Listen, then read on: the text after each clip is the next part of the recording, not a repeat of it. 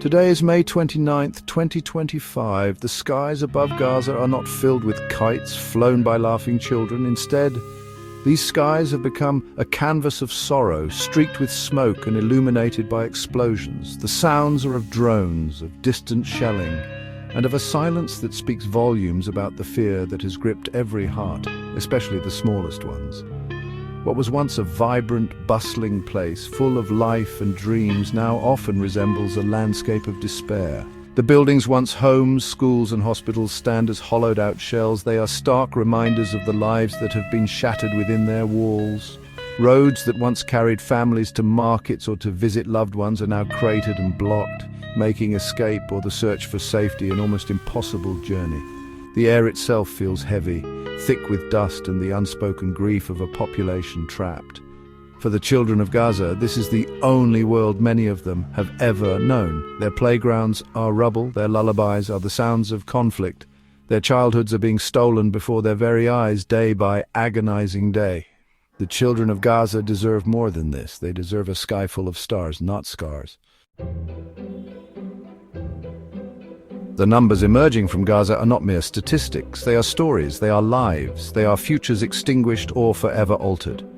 Since the escalation of this conflict in October 2023, the toll on children has been beyond comprehension. UNICEF Regional Director Eduard Beigbeder stated on May 27, 2025, that over 50,000 children have reportedly been killed or injured in the Gaza Strip. 50,000. Let that number sink in. Each one represents a child who loved, who dreamed, who deserved to live a full life, free from violence and fear.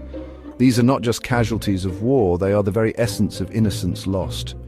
Children account for 31% of Palestinians confirmed killed during Israel's 19 months of war on Gaza. Nearly 1/3 of all fatalities are those who had the least to do with the conflict, those who should have been protected by all. Even since the fragile ceasefire ended on March 18, 2025, the violence against children has continued with horrifying intensity. UNICEF reports that in the period since that date, 1,309 children have been killed and a further 3,738 injured. These are not abstract figures. They are individual heartbreaks multiplied thousands of times over. The world is witnessing a relentless assault on childhood, where safety is an illusion and the next moment could bring unimaginable loss. How many more children must perish before the world says, enough? How many more small bodies must be pulled from the rubble? These numbers scream for attention, they scream for action. The children of Gaza are not collateral damage. They are human beings with inherent rights, the most fundamental of which is the right to life. We owe it to them to ensure their screams are heard and heeded. Beyond the staggering statistics are the individual stories, the whispers of young lives caught in the crossfire. Consider the Al-Najjar family in Khan Yunis. In late May 2025, an airstrike devastated their home. 9 of Dr. Alaa Al-Najjar's 10 children were killed in that single horrific moment. Only one child survived, battling critical injuries, a lone testament to a family decimated. Imagine the terror, the pain, the utter desolation. This is the reality for too many families in Gaza. Then there is the story from Gaza City on May 26, 2025. An attack on a school, a place that should be a sanctuary for learning and safety, turned into a scene of unimaginable horror. At least 31 people were killed in that incident, including 18 children. 18 young lives full of potential extinguished in a place where they should have been secure.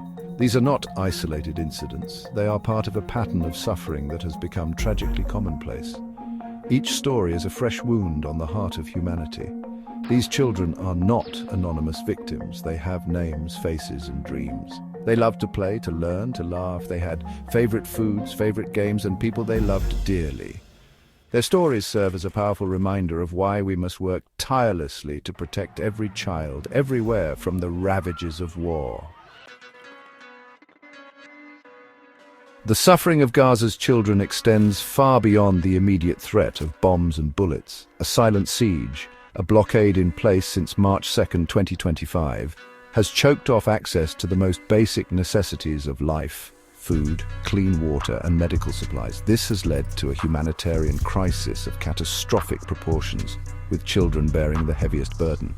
According to Al Jazeera, over 70,000 children in Gaza face acute levels of malnutrition. ABC News reports a similar figure, stating that 71,000 children are in desperate need of treatment for acute malnutrition. This is not a natural disaster, it is a man-made crisis. The consequences are devastating and heartbreaking. We hear reports of children like 4-year-old Mohammed Yassin, who reportedly died of starvation due to the blockade. His story is a tragic symbol of the thousands facing a similar fate. The World Food Programme has issued a stark warning: 2 million people in the Gaza Strip face extreme hunger and famine without immediate action. 1 in 5 people, approximately 500,000 individuals, are already facing starvation. The blockade is a cruel and indiscriminate weapon. It punishes the innocent and exacerbates the suffering of an already traumatized population. The international community must demand an end to this siege. Section 5. A Child's Right to Life. UNICEF's urgent message. UNICEF, the United Nations Children's Fund, has been a steadfast voice for the children of Gaza, tirelessly documenting their suffering and advocating for their protection. Their reports paint a grim picture, but also offer a clear path forward if the world chooses to listen. On May 27, 2025, UNICEF issued an urgent call to all parties involved in the conflict. They implored them to end the violence immediately, to protect all civilians, especially children, and to respect the principles of international humanitarian law. The organization has repeatedly emphasized the desperate need for basic necessities. Children are dying not only from direct attacks but also from the secondary effects of the conflict: lack of food, unsafe water, and the collapse of medical services.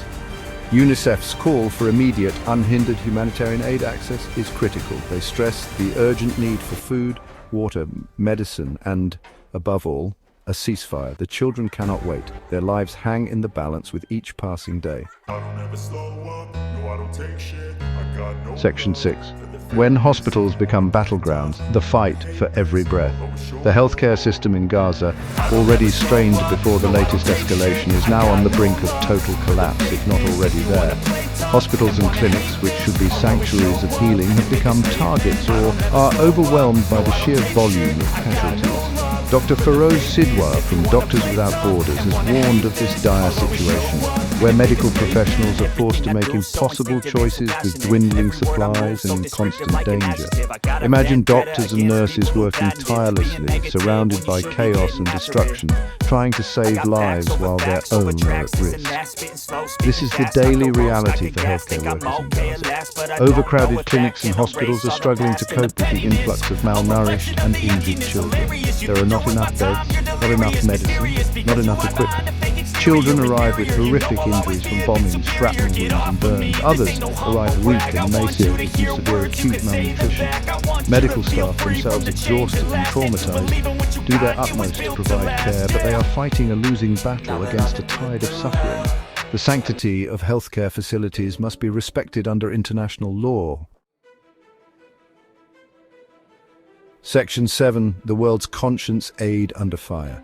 The international response to the crisis in Gaza has been a complex mix of condemnation, calls for restraint, and attempts to deliver humanitarian aid. However, the scale of the suffering, particularly among children, continues to outpace the relief efforts.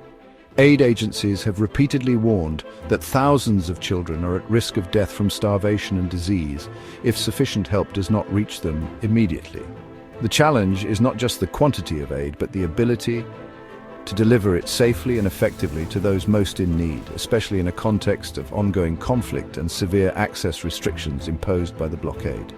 Humanitarian groups and the United Nations have voiced strong criticisms regarding the distribution of aid. While some aid has been allowed to enter Gaza, particularly after intense international pressure, the mechanisms for its distribution have been problematic. Section 8. Yakin's light extinguished. A dream interrupted among the thousands of young lives tragically cut short in Gaza. The story of Yakin Hamad resonates with a particular poignancy. At just 11 years old, Yakin was not only a child full of life, but also a budding social media influencer.